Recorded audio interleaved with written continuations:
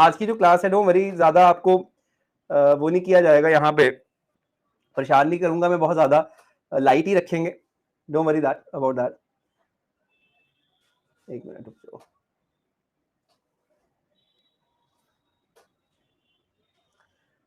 The basic idea is कि हमें बहुत सिंपल से पॉइंट्स जो है उन पे यहाँ पे फोकस करना होगा, उनको यहाँ पे देखना होगा, ठीक है जी। चलो, आज डेकोरेशन करनी है अंजलि, बिल्कुल बहुत अच्छी बात है, शॉर्ट ही रखेंगे क्लास, और बोलो, ठीक है, बहुत शॉर्ट रखेंगे क्लास। अच्छा एक बार बता दो, मैं कल कहाँ पे था, वैसे वही साइमन कमीशन कर रहे थे ना शायद, साइमन कमीशन पे था मैं। आज शॉर्ट रखेंगे क्लास, त्योहार का दिन है, सब एंजॉय करो, फिर कल परसों तो मेरी कोई क्लास है भी नहीं वैसे भी, तो चिंता ना करो, आप ध्यान दीजिएगा। हाँ जी, thank you, happy Diwali everyone. You got to understand this point कि देखिए, गांधी जी चाहे जेल में है, दैट्स अ डिफरेंट थिंग, लेकिन हम लोग क्या देखते हैं, बाद में वो छूट जाते हैं, गांधी जी जल्दी छूट गए थे बिकॉज उनकी हेल्थ थोड़ी सी खराब थी।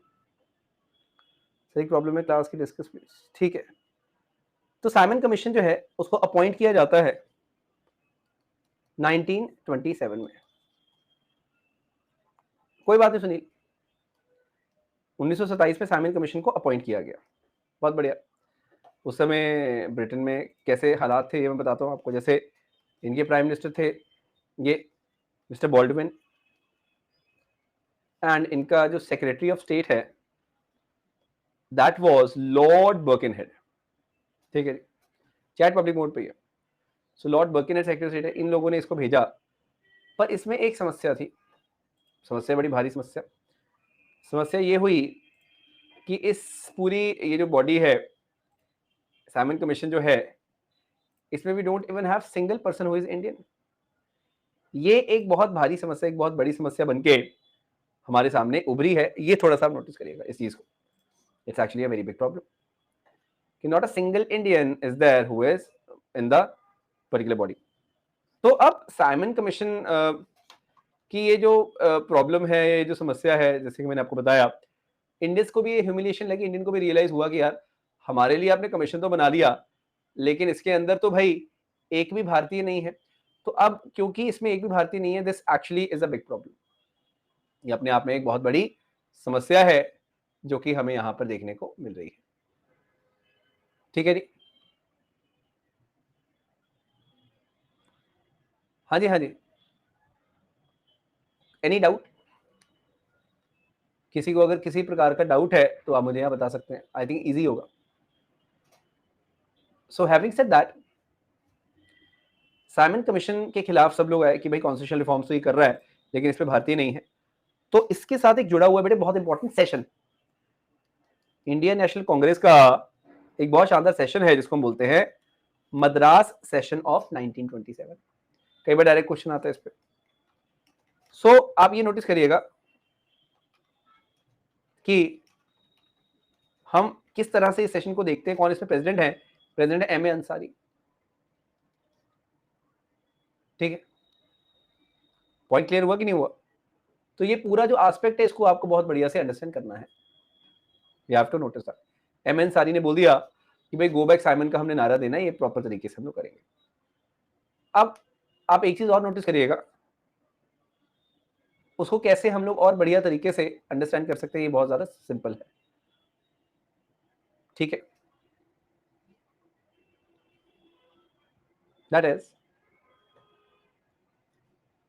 यहाँ पे साइमन गो बैक के नारे लगे, वहां पे लाहौर की बात है, लाला लाजपत राय वहां पे अपनी आवाज को बुलंद कर रहे थे लाहौर में बहुत बड़े लेवल पे, और इंडियंस ने ये बात बोली कि अगर साइमन कमीशन आ भी रहा है तो उसमें भाई कम से कम इंडियन मेंबर्स तो लाओ। ये तो बहुत गलत बात है, तुम इंडियन मेंबर्स तो ला नहीं रहे हो। तो अगर उसमें इंडियन मेंबर्स नहीं है तो we are not happy with that at all.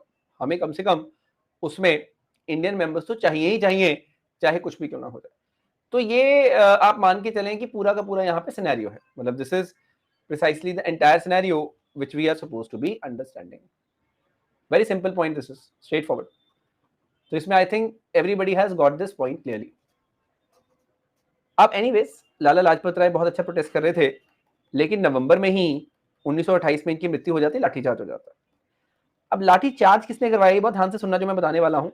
Lathi charge करवाने वाला व्यक्ति था पुलिस ऑफिसर स्कॉट, लेकिन भगत सिंह और उनके साथियों ने मारा जिसको, वो कौन था, वो था साउंडर्स, गलती से मार दिया था। तो साउंडर्स का मर्डर हुआ, लेकिन असली में कल्प्रिट कौन था, स्कॉट था। ये एक बड़ी इंटरेस्टिंग चीज है जो आपको पता होनी चाहिए थोड़ी बहुत समहाउ, ठीक है। एनीवेज, मूविंग अहेड बेटे, लाला लाजपत राय जो पंजाब केसरी थे वो तो चलो मारे गए 1928 में, बहुत बड़ा लॉस था, सिर्फ हमारे देश के लिए नहीं बल्कि पूरी दुनिया के इंटेलेक्चुअल लोगों के लिए भी, क्योंकि बहुत बेहतरीन तरीके से मैंने देखा कि लाला लाजपत राय चीजों को आगे बढ़ाते थे। तो ये मतलब आप मान के चलो कि लाला लाजपत राय जो है उनका एक अलग ही जज्बा है, एक अलग ही लेवल पे सोच चलती थी उनकी, ये बहुत इंपॉर्टेंट है। तो हम मतलब कई बार ये चीज जरूर देखते हैं कि भाई लाला लाजपत राय, पर लाला लाजपत राय को छोटा मोटा पर्सनैलिटी नहीं है, लाला लाजपत राय इज अ बिग पर्सनैलिटी।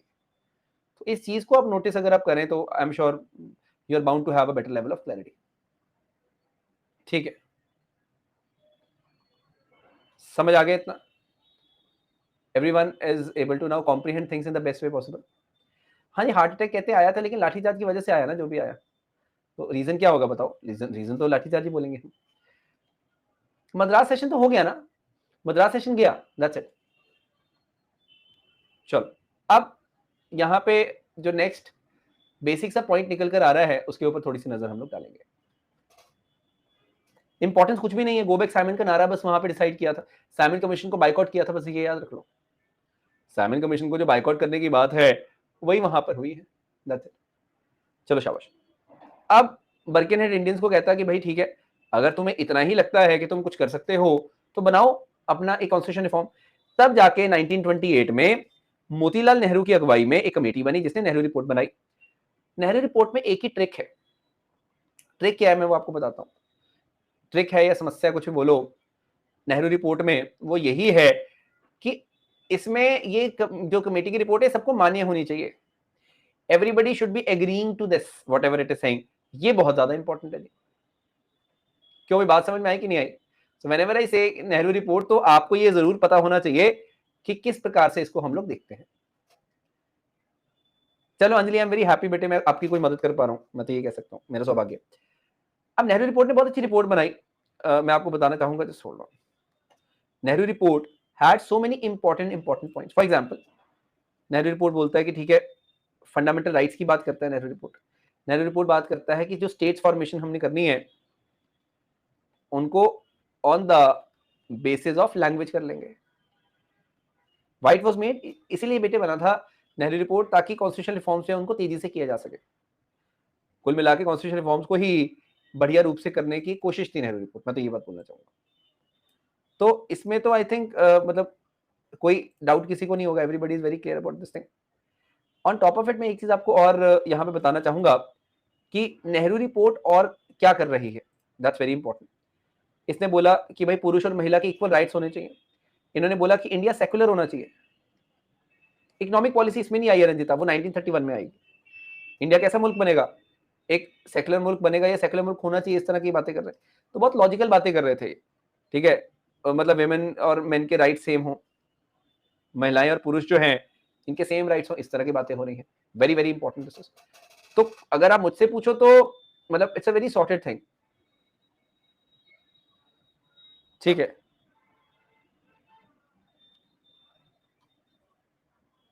हाँ हाँ हाँ, पॉइंट क्लियर हो गया इतना, बेसिक सा आइडिया है, बस वो आपने ध्यान में रखना। तो नेहरू रिपोर्ट चलो अच्छी बनी, लेकिन हुआ क्या, जिन्ना ने इसको वीटो किया। जिन्ना कहता हमें मंजूर नहीं है। क्यों? क्योंकि नेहरू रिपोर्ट ने एक बहुत बड़ी बात बोली थी। नेहरू रिपोर्ट ने बोला था there will be no separate electorate, ऐसे बोला नेहरू रिपोर्ट ने कि सेपरेट इलेक्टोरेट के भाई हम तो खिलाफ हैं। ये बहुत इंपॉर्टेंट है, ठीक है। नोटेड और नॉट? बिल्कुल बिल्कुल। अब जिन्ना कहता है हमें तो सेपरेट इलेक्टोरेट चाहिए, तो इसलिए इनका थोड़ा सा आप ये कह सकते हैं कि ट्यूनिंग इतनी नहीं बैठ पाई। मीनवाइल एक बहुत इंपॉर्टेंट चीज यहां पर होती है, कैलकाटा सेशन इतने इंपॉर्टेंट नहीं है, लेकिन 1929 का जो लाहौर सेशन हुआ कांग्रेस का बड़ा खास था। प्रेसिडेंट थे पंडित जवाहरलाल नेहरू। पंडित जवाहरलाल नेहरू साहब हैं। अब पॉइंट क्या है हमारा, उसको थोड़ा सा नोटिस करिएगा कि यहां पे पहली बार पूर्ण स्वराज का प्रस्ताव आया, पूर्ण स्वराज का रेजोल्यूशन आया बेटे, जो बड़ी खास चीज है हमारे लिए उस समय के हिसाब से। Not only that, we are also suppose to be noticing a very simple idea कि यहाँ पे इन्होंने एक चीज डिसाइड कर ली थी इस लाहौर सेशन में। कब हुआ ये? दिसंबर 1929 में हुआ। ये बहुत अच्छे से सुनो, बहुत खास है कि भैया 26 ऑफ जनवरी जो है, 26 ऑफ जनवरी जो है 1930 को हमने क्या करना है? बहुत खास चीज है, सुनिएगा। हमने एक पूर्ण स्वराज दिवस मनाना है, पूर्ण स्वराज का दिवस मनाना है। हाँ, पूर्ण स्वराज मतलब कंप्लीट इंडिपेंडेंस, कि हमें डोमिनियन वोमिनियन स्टेटस नहीं चाहिए। ये बहुत इंपॉर्टेंट है। ठीक है, बिल्कुल। सो पॉइंट इज क्लियर और नॉट? पूर्ण स्वराज, हाँ रावी रिवर तो चलो वहां बह ही रही थी, वो तो चलो बात की बातें हैं, सुन लो पहले मेरी बात। पूर्ण स्वराज दिवस मतलब हमें एक तरह से कंप्लीट इंडिपेंडेंस डे जो है वो सेलिब्रेट करना है, ऐसी यहाँ पे बात बोली गई। बहुत बड़ी बात है जी। तो इस चीज को पहले तो आप अंडरस्टैंड करें। Very important point this is, you got to be understanding this thing precisely. Point noted और नॉट?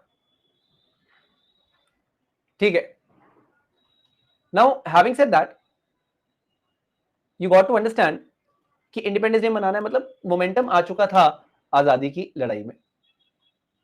ये तो इसमें कोई दिक्कत वाली बात ही नहीं है। I think everything is very much clear. Now putting things into perspective, आप एक चीज और नोटिस करिएगा कि यहां पे गांधी जी को कमान एक तरह से थमा दी गई कि आप ही हो जो कोई बड़ी मूवमेंट खड़ी कर सकते हो। गांधी जी कहते कर देंगे, कोई नहीं। अब हम क्या देखते हैं यहाँ पे, नोटिस करिएगा, बहुत इंपॉर्टेंट है जी। It is the month of March 1930, 1930 की बात है। तो मैं बोलना चाहूंगा ये बहुत खास दिन है 12 मार्च का। सो जब हम 12 मार्च की बात करते हैं, it's actually a very big day. What are we suppose to be understanding? क्या एक ऐसा आइडिया है जो कि हमें यहाँ पे अंडरस्टैंड करना है? उसके ऊपर थोड़ी सी बात करिएगा, थोड़ा सा पिक करके इसको चलिएगा, बिकॉज ये बहुत छोटी चीज आपको लगी पर बहुत इंपॉर्टेंट है। यहाँ पे जी दांडी मार्च हम लोग देखते हैं। We see Dandi march starting. Dandi march क्या है, ये आपको मैप से थोड़ा सा ज्यादा समझ आ सकता है।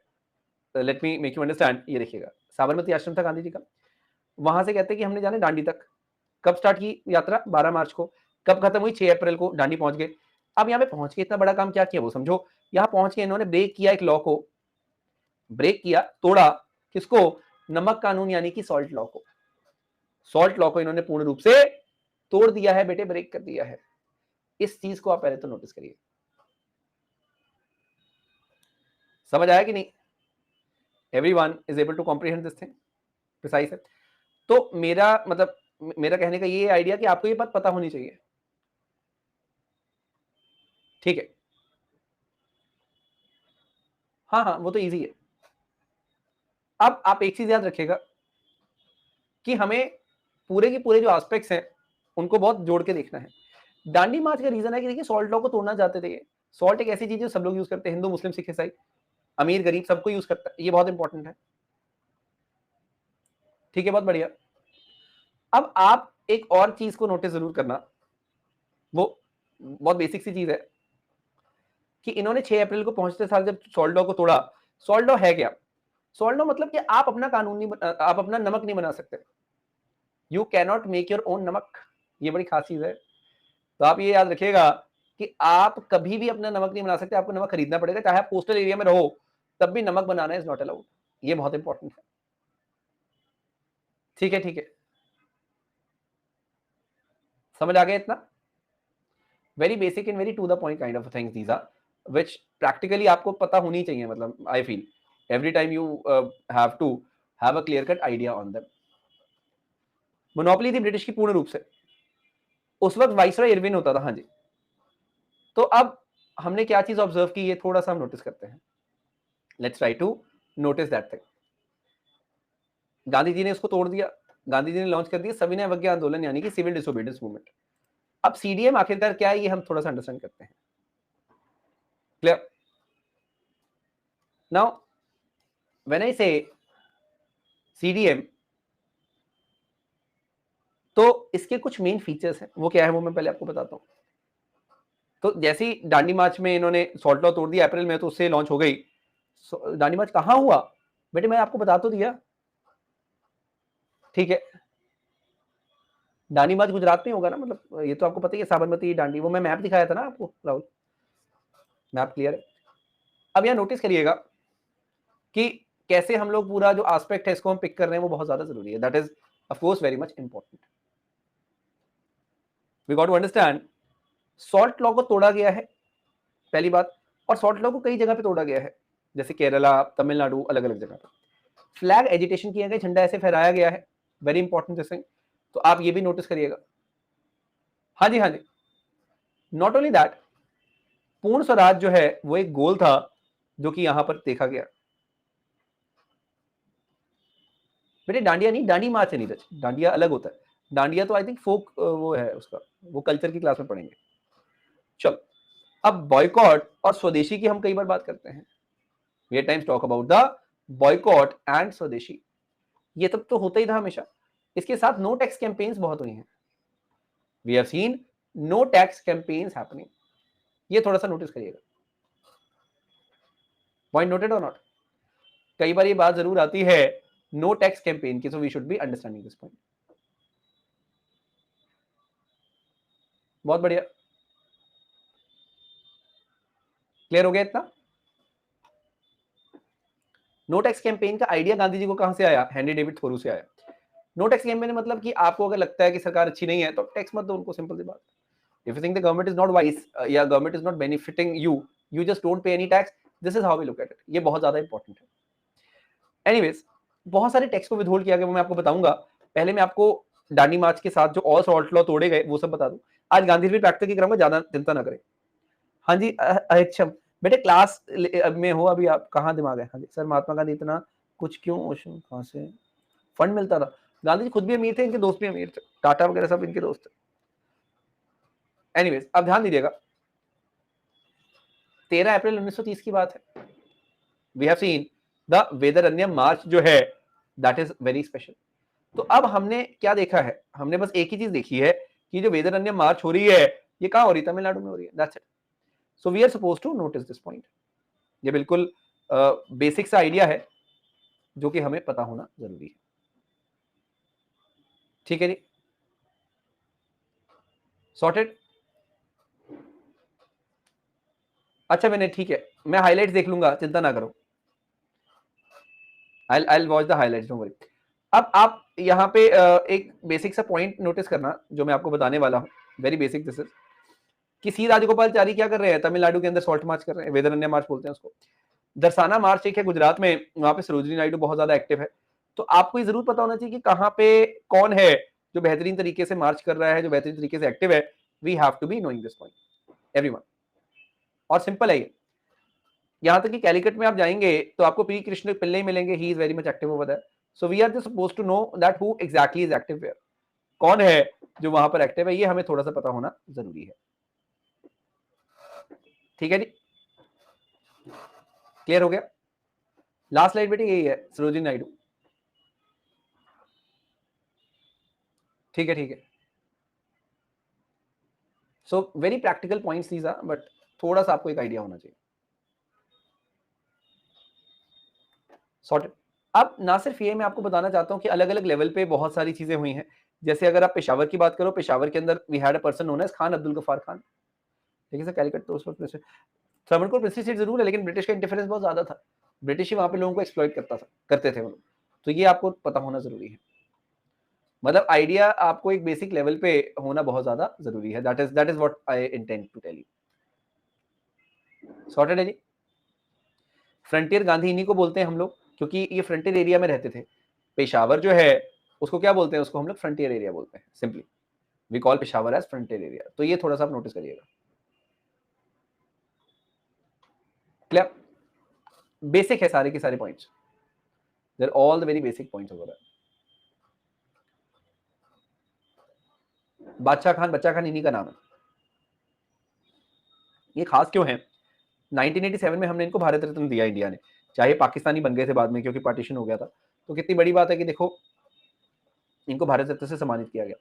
एक चंद्रा सिंह गढ़वाली थे, ये एक्चुअली गढ़वाल रेजिमेंट में थे। इन्होंने आम लोगों पे फायर करने से मना कर दिया था। अगर ये चाहते तो फायर करवा देते, लेकिन इन्होंने कहा नहीं भाई मैं फायर नहीं होने दूंगा। ये बहुत खास चीज है। तो आपने मतलब इन पॉइंट्स को ऐसे लाइटली नहीं लेना। These are the points which are definitely very much important. हाँ, आज की क्लास छोटी है अक्षय, बस मैं थोड़ा सा करवा लूं। रानी गैडनल्यू कहाँ पे एक्टिव थी? नॉर्थ ईस्ट में एक्टिव थी। तो मूवमेंट बहुत अच्छी चल रही थी।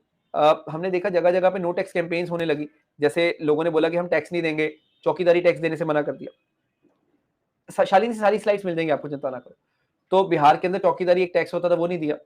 तो इस तरह से मतलब मूवमेंट बहुत बढ़िया हमने देखा पिकअप कर गई थी, बहुत बढ़िया चल रही थी। ये बहुत खास है। मैं बस एक बार आपको एनसीएम से इसको कंपेयर करा दूं, फिर मैं रैप कर दूंगा क्लास को।